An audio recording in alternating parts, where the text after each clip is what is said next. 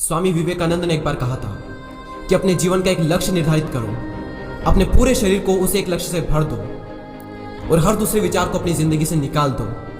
यही सफल होने का मूल मंत्र है। हमें से कई लोग डॉक्टर एपीजे अब्दुल कलाम साहब को इंस्पिरेशन मानते हैं, लेकिन क्या आपको पता है कि उनकी इंस्पिरेशन कौन है?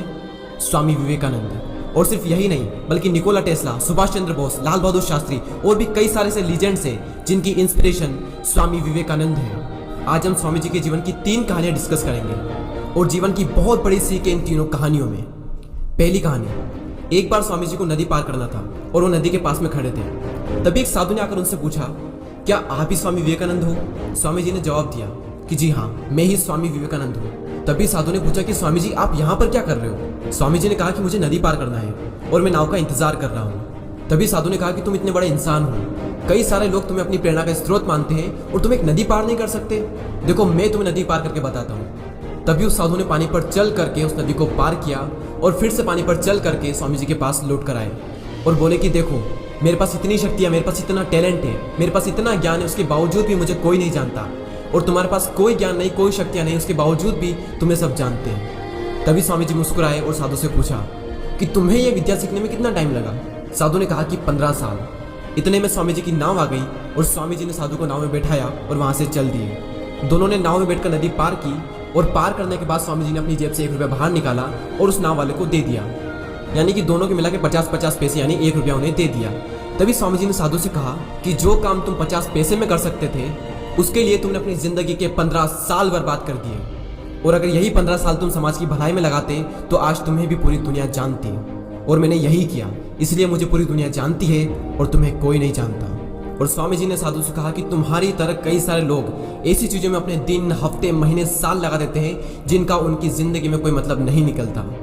इसलिए अपने टाइम को ऐसी जगह पर लगाओ जहाँ पर उसका एक्चुअल में कोई सेंस निकले, क्योंकि टाइम से बढ़कर इस दुनिया में कोई भी इंपॉर्टेंट चीज़ नहीं है। अगर समय बर्बाद तो जिंदगी बर्बाद। दूसरी कहानी, एक बार स्वामी जी एक ब्रिज पर चल रहे थे। तभी वहाँ पर कुछ बंदर उनके पीछे पड़ जाते हैं। कोई बंदर उन पर लपक रहा, कोई उनका प्रसाद छीनने की कोशिश कर रहा और स्वामी जी उन बंदरों से पीछे छुड़ाने के लिए वहां से भागने लगे। स्वामी जी भागे जा रहे थे और वो बंदर भी उनके पीछे पीछे भागने लगे।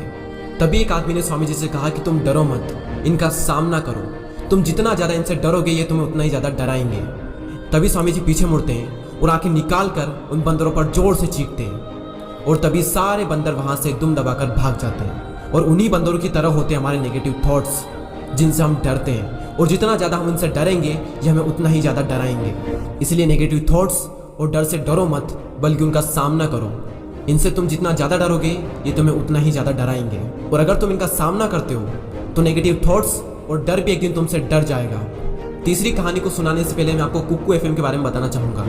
अब कई सारे लोग वीडियो के इस पार्ट को स्किप कर देंगे और एक लाइफ चेंजिंग अपॉर्चुनिटी को भी स्किप कर देंगे। अगर आप स्वामी जी के बारे में और ज़्यादा जानना चाहते हैं या फिर उनकी बायोग्राफी को सुनना चाहते हैं तो कुक्कू एफएम पर उनकी बायोग्राफी डली हुई है, आप जाकर सुन सकते हैं। कुक्कू एफएम एक बहुत ही कमाल का प्लेटफॉर्म है जहाँ पर आपको कई सारी लाइफ चेंजिंग बुक समरीज और बायोग्राफीज मिलेगी, वो भी ऑडियो फॉर्म में। वैसे तो इसकी कॉस्ट 399 रुपीज़ पर ईयर है, लेकिन अगर आप DD20 कूपन कोड यूज़ करते हो तो आपको मिलेगा 20% का डिस्काउंट और फिर टोटल कॉस्ट होती है 319 रुपये और ये less than 1 rupees per day से भी कम है।